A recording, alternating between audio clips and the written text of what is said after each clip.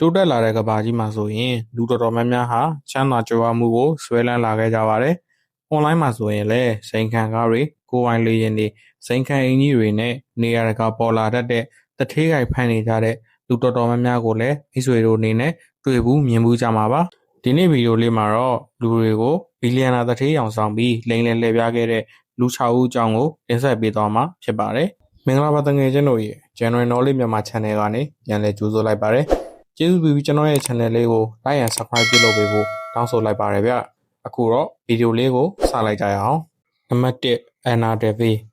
Anna Delvey ဆိုတဲ့ဒီမျိုးသမီးကသူ့ကိုယ်သူချမ်းသာတဲ့ဂျာမန်ဘီလီယံနာမိသားစုတစုရဲ့အမွေဆက်ခံသူတထေးသမီးတဦးဖြစ်နေဟန်ဆောင်ခဲ့ပါတယ်။တကယ်တော့သူမရဲ့နာမည်ရင်းက Anna Sorokin လို့ခေါ်တဲ့ရုရှားမှာမွေးဖွားခဲ့တဲ့အမျိုးသမီးတဦးဖြစ်နေကြတာပါ။သူမဟာကျယ်ငါးပွဲဟိုတယ်တွေမှာနေထိုင်ခဲ့ပြီးတော့ချမ်းသာတဲ့တိုင်းဝိုင်းမှာတိုးဝင်ဖို့အတွက်ကုမ္ပဏီ CEO တွေချမ်းသာတဲ့မျိုးသမီးငယ်တွေနဲ့အတူပါတီပွဲတွေအကြီးအကျယ်ကျင်းပခဲ့ပါတယ်။အဲ့ဒါတွေမကားသေးပဲသူမဟာချမ်းသာကြောင်ပြသဖို့အတွက်ဘဏ်ထောက်ထားတဲ့အချက်လက်တွေငွေကြီးစာရွက်စာတမ်းအတုတွေကိုအသုံးပြုခဲ့ပါတယ်။အဲ့ဒီအထောက်ထားတွေအချက်လက်အတုတွေကြောင့်ဆိုရှယ်မီဒီယာမှာလွှမ်းမိုးမှုရှိတဲ့လူတွေချမ်းသာတဲ့လူတွေကသူမကိုအမှန်တကယ်ချမ်းသာကြောင်ယုံကြည်ခဲ့ကြပါတယ်။သူမရဲ့လိမ်လည်မှုကိုပိုပြီးပြင်အောင်လို့သူမဟာဇိမ်ခံဟိုတယ်တွေမှာနေထိုင်ခဲ့တဲ့ဈေးကြီးတဲ့စားတောက်ဆိုင်တွေမှာစားတောက်ခဲ့သလိုဝိတ်တာတွေကိုလည်းတစ်မန်းကြီးတွေရရောစွာပေးကမ်းခဲ့ပါသေးတယ်။အဲ့ဒီလိုမျိုးအချက်တွေကြောင့်ပဲလူတွေဟာသူမကိုအပေးကမ်းရရောတဲ့တထေးတဝူးလို့ထင်မှတ်ခဲ့ကြပါတယ်။ဒီလိုနဲ့ပဲသူမဟာလူချမ်းသာအတိုင်းဝိုင်းမှာလူဝင်ဆန့်လာခဲ့ပြီးတော့ Anna Delvey Foundation လို့ခေါ်တဲ့လူချမ်းသာတွေပဲဝင်လို့ရမယ့်အမှုပညာဆိုင်ရာကလပ်တစ်ခုကိုနယူးယောက်မြို့မှာဖွင့်ဖို့ကြိုးစားခဲ့ပါတယ်။အဲ့ဒီ Foundation Project ကြောင့်ပဲသူမဟာလူချမ်းသာတွေနဲ့ဘဏ်တော်တော်များများရဲ့ထောက်ခံမှုကိုရယူနိုင်ခဲ့ပါတယ်။သူမကတော့အဲ့ဒီယုံကြည်မှုတွေကိုအသုံးချပြီးဟိုတယ်တွေဒါမှမဟုတ်စားတောက်ဆိုင်တွေမှာပတ်စံရှင်းဖို့လုပ်တဲ့အခါသူ့ရဲ့ငွေပေးချေကအသုံးပြုလို့မရဘူးဆိုတဲ့အကြောင်းပြချက်နဲ့သူ့ရဲ့တငယ်ချင်းတွေနဲ့တခြားလူတွေကိုသူမအစားပတ်စံရှင်းခိုင်းခဲ့ပါတယ်။သူတို့ကလည်းသူမဟာအမှန်တကယ်ချမ်းသာကြောင်ထင်မှတ်နေပြီးသူမပြန်ပေးမယ်ထင်မှတ်တာကြောင့်သူမအစားကုန်ရစရိတ်တွေကိုရှင်းပေးခဲ့ပါတယ်။အဲ့ဒါတွေမကားသေးပဲအနာဒေဗင်ဟာသူမရဲ့ချမ်းသာတဲ့တငယ်ချင်းတယောက်နဲ့မော်ရိုကိုကိုခရီးထွက်ခဲ့ပါတယ်။မော်ရိုကိုမှာသူမဟာဇိမ်ခံတစ်လုံးငါးကနေထိုင်ခဲ့ပါသေးတယ်။အဲ့ဒီလိုနဲ့ပတ်စံရှင်းရမယ့်အချိန်ရောက်မှာတော့သူမရဲ့ကတ်ကိုရုတ်တရက်သုံးလို့မရတော့ဘူးဆိုတဲ့အကြောင်းပြချက်နဲ့သူမရဲ့တငယ်ချင်းကိုသူမအစားအမေရိကန်ဒေါ်လာ6200ခန့်ကိုပေးဆောင်စေခဲ့ပါတယ်။သူမရဲ့တငယ်ချင်းကသူမအစားပတ်စံရှင်းပေးခဲ့ပေမဲ့သူမကတော့အဲ့ဒီပတ်စံတွေကိုလုံးဝပြန်မဆက်ခဲ့ပါဘူး။အဲ့ဒီနောက်2019ခုနှစ်မှာတော့အန်နာဒေဗင်ဟာတရားစွဲဆိုခြင်းတွေကိုစတင်ခံရပါတယ်။သူမတင်နေတဲ့အကျွေးတွေကိုပြန်ဆက်ရန်ရှိမရှိတရားရုံးမှာတရားရင်ဆိုင်ဖြေရှင်းခဲ့ရပါတယ်။နောက်ဆုံးမှာတော့တရားရုံးကသူမကိုလိမ်လည်ခိုးယူမှုနဲ့ပြည်ထောင်ချမှတ်ခဲ့ပြီးတော့ထောင်ဒဏ်4နှစ်ကနေ12နှစ်အထိကြာခံစေခဲ့ပါတယ်။သူမရဲ့အကြောင်းကို Netflix ကနေ Inventing Anna ဆိုပြီး TV mini series အဖြစ်ပြန်လည်ရိုက်ကူးခဲ့ပါသေးတယ်။ Anna ဟာထောင်ထဲမှာကောင်းမွန်စွာနေထိုင်ခဲ့မှုကြောင့်2022ခုနှစ်မှာပဲထောင်ကနေထွက်လာပြီးတော့လက်ရှိမှာတော့နယူးယောက်က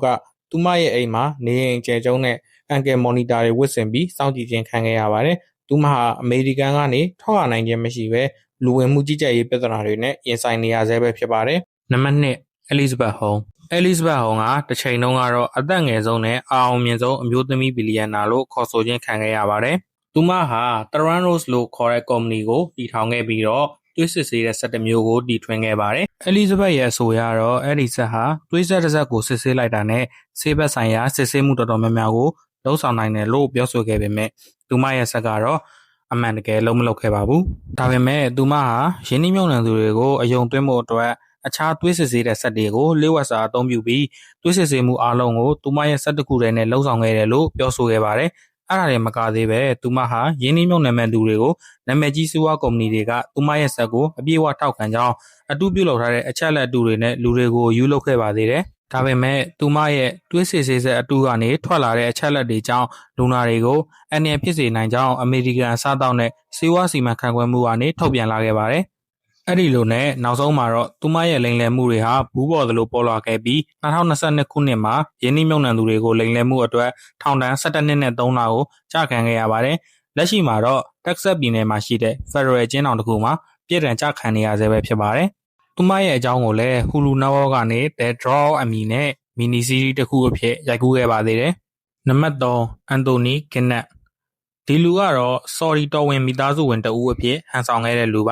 ါသူ့ရဲ့နာမည်ကတော့အန်တိုနီဂင်းနက်လို့ခေါ်ပြီးသူဟာနှစ်ပေါင်း30ကြာအောင် Sorry မင်းသားတစ်ပါးဖြစ်တဲ့ Khalid Arsaw အဖြစ်ဟန်ဆောင်ခဲ့ပါတယ်သူဟာကိုရန်တော်တွေဇိမ်ခံကားတွေနဲ့ဈေးကြီးတဲ့လက်ဝတ်တန်စာတွေကိုဝတ်ဆင်ပြီးတော့လူချမ်းသာတအုပ်အဖြစ်ဟန်ဆောင်ခဲ့ပါတယ်သူဟာယင်းနှိမ့်မြုပ်နှံမှုကုမ္ပဏီအတူတစ်ခုဖြစ်တဲ့ Martin Williams International ကိုတည်ထောင်ခဲ့ပြီး Sorry Aramco တွင် share တစ်ခုကျက်လီရင်လောင်စာစီရောင်းဝယ်မှုကာစီနိုနဲ့အခြားအရာများကဲ့သို့အလွန်အကျိုးမြတ်များတဲ့တော်ဝင်မိသားစုအတွက်တည်တံ့စီးပွားရေးသဘောတူညီချက်များကိုရယူနိုင်ခဲ့ပါတယ်ဒီလိုနဲ့ပဲသူဟာယင်းနှိမ့်မြုပ်နှံသူတွေကိုဆွဲဆောင်ပြီးတော့သူနဲ့တော်ဝင်ဆက်ဆံရေးကိုတိုးမြင့်ရန်ဆိုတဲ့ရည်ရွယ်ချက်နဲ့ပတ်စံပေးဆောင်မှုယင်းနှိမ့်မြုပ်နှံသူတွေကိုဖျားယောင်းခဲ့ပါတယ်အဲ့ဒီကရတဲ့ငွေတွေနဲ့ပဲကိုပိုင်လေရင်တွေဈေးကြီးတဲ့ဆိုင်အိမ်တွေနဲ့သူ့ရဲ့တန်မိုးကြီးအဝတ်စားတွေပေါ်မှာပဲပြန်လည်သုံးချခဲ့ပါတယ်တကယ်တမ်းမှာတော့သူဟာကိုလံဘီယာနိုင်ငံကမိဘမဲ့ကလေးငယ်တဦးသာဖြစ်ပြီးတော့သူတော်ဝင်မင်းသားဟန်ဆောင်နေသမျှလူတွေကိုလိမ်လည်နိုင်ပြီးတော့သူလိုချင်တာကိုရယူနိုင်လိမ့်မယ်လို့တွေးခဲ့တာကြောင့်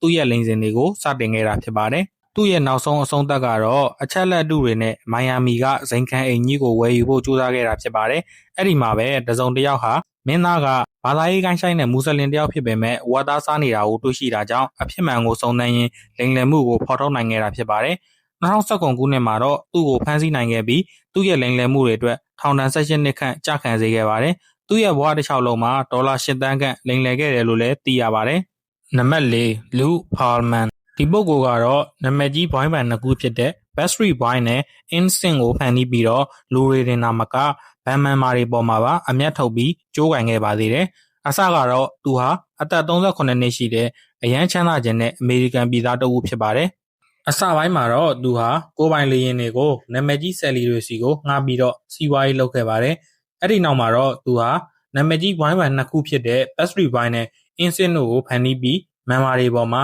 မတရားတဲ့စာချုပ်ကိုချုပ်ဆိုပြီးအမျက်ထုတ်ခဲ့ပါတယ်။မန်မာတွေကိုလစာအနိုင်ငယ်ပဲပေးပြီးတော့သူကတော့ဘန်နှစ်ခုကရတဲ့အကျိုးမြတ်တွေကိုသူ့ရဲ့အိတ်ထဲကိုကျုံထည့်ခဲ့ပါတယ်။ပြီးတော့သူဟာအဲ့ဒီဘန်နှစ်ခုရဲ့အောင်မြင်မှုကိုအသုံးချပြီးတော့အခြားယင်းနှိမ့်မြုပ်နှံသူများစွာကိုလည်းဆွဲဆောင်ခဲ့ပါသေးတယ်။အဲ့ဒီနောက်မှာတော့ဘန်နှစ်ခုလုံးရဲ့မန်ပါတွေကသူ့ကိုတရားစွဲဆိုခဲ့ပါတယ်။သူကတော့စာချုပ်ပါအချက်လက်တွေရတာဒီလိုမျိုးပတ်စံပေးခဲ့ရတာဖြစ်ကြောင်းတရားရုံးမှာထွက်ဆိုခဲ့ပြီးဗန်မန်မာတွေကိုပါသူကုန်ကြခဲ့တဲ့စရိတ်တွေအကုန်လုံးကိုပြန်ပေးဆက်ဖို့အတွက်ပြန်လည်တရားစွဲဆိုခဲ့ပါသေးတယ်။ဒါပေမဲ့တရားသူကြီးကတော့သူဟာစာချုပ်ပေါ်မှာမတရားတဲ့အချက်တွေကိုထည့်သွင်းပြီးတော့မန်ပါတွေရဲ့ပတ်စံတွေကိုလိမ်လည်ယူဆောင်ခဲ့ကြောင်းပေါ်လွင်နေတဲ့အပြင်အခြားယင်းနှိမ့်မြုပ်နှံသူတွေစီကနေပါဘန်ကိုအကြောင်းပြပြီးလိမ်လည်ယူခဲ့တာကြောင့်အပြစ်ရှိကြောင်းအမိန့်ချမှတ်ခဲ့ပါတယ်။အဲ့ဒီနောက်မှာတော့သူဟာအမေရိကန်ကနေထွက်ပြေးဖို့ကြိုးစားခဲ့ပါတယ်။ဒါပေမဲ့ FBI ကသူ့ကိုဘာလီမှာဖမ်းဆီးရမိခဲ့ပြီးတော့2009ခုနှစ်မှာပဲထောင်ဒဏ်25နှစ်ချမှတ်ခံခဲ့ရပါတယ်။2016ခုနှစ်ရောက်မှာတော့နှလုံးရောဂါနဲ့ပဲထောင်ထဲမှာဆုံးမသွားခဲ့ရပါတယ်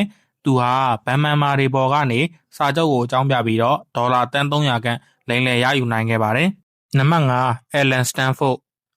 ဒီလူကတော့ဘန်တူတစ်ခုနဲ့လူတွေစီကနေပတ်စံလိမ်လည်ဖို့ကြိုးစားခဲ့တဲ့လူပါဒီလူကအန်တီကာအခြေဆိုင် Stanford International ဘဏ်ကတဆင့်ငွေလက်မှတ်တွေကိုထုတ်ရောင်းခဲ့ပြီးတော့ယင်းနှိမ့်မြုပ်နှံသူတွေအတွက်စိတ်ချပြီးအကျိုးမြတ်ရစေမဲ့ယင်းနှိမ့်မြုပ်နှံမှုဖြစ်စေရမယ်ဆိုပြီးတော့ရှင်းထဲခဲ့တာပါအမှန်တကယ်မှာတော့သူ့မှာဘာဘန်မှမရှိခဲ့ပါဘူးဒါဟာတိတ်မကြသေးခင်ကမြန်မာနိုင်ငံမှာဖြစ်ပွားဖို့တဲ့ John တို့ဘာလို့လိုကုမ္ပဏီတွေကလုပ်တဲ့ငွေကြေးလိမ်လည်မှုမျိုးပါပဲသူ့ရဲ့လိမ်လည်မှုကလူတော်တော်များများကိုအယူလုပ်နိုင်ခဲ့ပြီးတော့မကြာခင်မှာပဲအမေရိကန်ဒေါ်လာ7ဘီလီယံလောက်လိမ်လည်နိုင်ခဲ့ပါတယ်။ဒါပေမဲ့လူတွေကသူလိမ်လည်နေမှမရိပ်မိခဲ့သေးပါဘူး။သူကတော့အဲ့ဒီပတ်စံနေနဲ့ဇိမ်ခန်းအိမ်တွေကိုပိုင်ကျက်လေရင်တွေနဲ့တမိုးကြီးကားတွေကိုဝယ်ယူခဲ့ပါတယ်။အဲ့ဒီနောက်မှာတော့အာနာပိုင်တွေကသူ့ရဲ့ပိုင်ဆိုင်မှုတွေကိုဝင်ရောက်စစ်ဆေးခဲ့ပါတယ်။သူ့ရဲ့ပိုင်ဆိုင်မှုတွေဟာတကယ်တမ်းတော့သူတိစောက်ထားတဲ့ဘဏ်ကနေတစ်ဖက်လက်နဲ့ပတ်စံချီယူထားတာဖြစ်ပြီးတော့အဲ့ဒီပတ်စံတွေဟာသူ့ရဲ့ယင်းနှိမ့်မြုပ်နှံသူတွေပိုင်ဆိုင်တာဖြစ်လို့သူဟာတရားရင်ဆိုင်ရပါတော့တယ်။အဲ့ဒါအပြင်အာနာပိုင်အဖွဲ့ရဲ့အကြီးအကဲကိုပါဒေါ်လာ3သိန်းကျော်လက်ထိုးထားခဲ့တယ်လို့ဆွဆွဲခံခဲ့ရပါတယ်။သူ့ရဲ့လိမ်လည်မှုကြောင့်ယင်းနှိမ့်မြုပ်နှံသူပေါင်း18000ကျော်ခန့်နစ်နာခဲ့ရပြီးတော့သူတို့ရဲ့ယင်းနှိမ့်ငွေအနေငယ်သာပြန်လည်ရရှိခဲ့ပါတယ်။အဲ့ဒီနောက်မှာတော့တရားရုံးကသူ့ကိုငွေကြေးဒေါ်လာ7ဘီလီယံလိမ်လည်မှုနဲ့ထောင်ဒဏ်130နှစ်ချမှတ်ခဲ့ပါတယ်။ဒါဟာတမိုင်းတစ်လျှောက်မှာတော့အကြီးမားဆုံးလိမ်လည်မှုတစ်ခုတောင်ဖြစ်လာပါတယ်။အခုတော့သူဟာအမေရိကန်ကလုံခြုံရေးအမြင့်ဆုံးထောင်ထဲမှာသူ့ရဲ့မိုက်ပစ်တွေအတွက်ပေးဆက်နေရပါတယ်။နံပါတ်6 Simon Leviဒီအမျိုးသားကတော့သူ့ကိုယ်သူချမ်းသာတဲ့ဘီလီယံနာစိန်တထေးကြီးတဦးရဲ့သားအဖြစ်နဲ့ ဟန်ဆောင်ခဲ့ပြီးတော့တင်တာကနေအမျိုးသမီးတွေကိုလိမ်လည်ခဲ့ပါတယ်ပထမဆုံးအနေနဲ့သူဟာတင်တာကနေအမျိုးသမီးတွေစီကိုချင်းကပ်ကသမီးသားဖြစ်တဲ့ဆက်ဆံရေးတစ်ခုကိုတည်ဆောက်ခဲ့ပါတယ်ရုပ်ချောပြီးပြောကောင်းတာကြောင့်အမျိုးသမီးတော်တော်များများကသူ့ရဲ့ထောင်ချောင်းမှာတက်ဆင်းရပါတော့တယ်အဲ့ဒါတွေအပြင်သူဟာအလွန်ချမ်းသာပုံပေါ်လွင်အောင်လို့ကိုပိုင်ချက်လျင်ပုံတွေဈေးကြီးတဲ့စားတောက်ဆိုင်တွေနဲ့ကိုပိုင်တက်တော်ဆောင်တွေနဲ့ပုံတွေကိုပါသူ့ရဲ့လူမှုကွန်ရက်မှာပြသထားတာကြောင့်အမျိုးသမီးတော်တော်များများဟာသူ့ကိုတထေးသားအဖြစ်နဲ့ယုံကြည်လာကြပါတယ်လီဗိုင်ဟာဒါတဲ့မကသေးပဲသူ့ရဲ့တထေးပုံရိပ်ကိုပေါ်လွင်အောင်လို့ကုမ္ပဏီအတုတစ်ခုဖြစ်တဲ့ LND Diamond ဆိုတဲ့ကုမ္ပဏီအတုကိုပါတည်ထောင်လိုက်ပါသေးတယ်အဲ့ဒီနောက်မှာတော့သူ့ရဲ့လိမ်လည်ခြင်းလုပ်ငန်းစဉ်ကိုစတင်လိုက်ပါတယ်သူဟာသူ့ရဲ့တားကောင်မျိုးသမီးတွေစီကိုသူ့ရဲ့နောက်ကိုရန်သူတွေလိုက်နေတာကြောင့်ထွက်ပြေးနေရတာဖြစ်ကြောင်းသူ့ရဲ့ credit card တွေကလည်းသုံးမရတာကြောင့်သူ့ကိုပတ်စံချီပေးဖို့အတွက်တောင်းဆိုပါတော့တယ်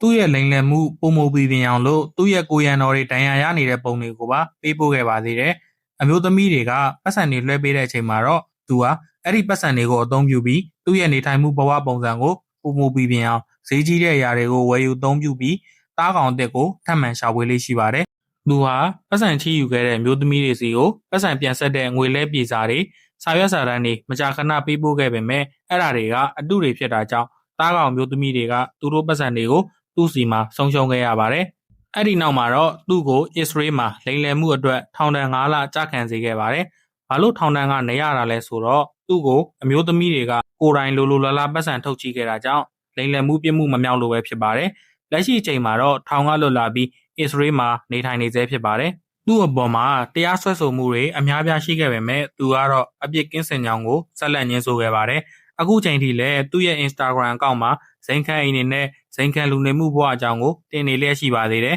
။သူ့အကြောင်းကို Netflix ကတောင်တင်တာဆွန်ဒလာဆိုပြီးဇာတ်ကားပြန်ရထားတာရှိပါတယ်။ဟုတ်ကဲ့ပါ။အခုတင်ဆက်ပေးခဲ့တဲ့အကြောင်းအရာလေးကတော့ကမ္ဘာပေါ်ကလူတော်တော်များများကိုအယူလောက်လှည့်စားနိုင်ခဲ့တဲ့လူလိမ်ကြီးတွေအကြောင်းပဲဖြစ်ပါတယ်။မိတ်ဆွေတို့ရောဒီလိုမျိုးအလိမ်ခံရဘူးလားဘလို့လိမ်လဲခံရဘူးလဲဆိုတာအောက်ကကွန်မန့်မှာဝင်ရောက်ဆွေးနွေးသွားလို့ရပါတယ်ဗျ။အားလုံးပဲနောက်ဗီဒီယိုတွေမှာပြန်တွေ့ကြမယ်နော်။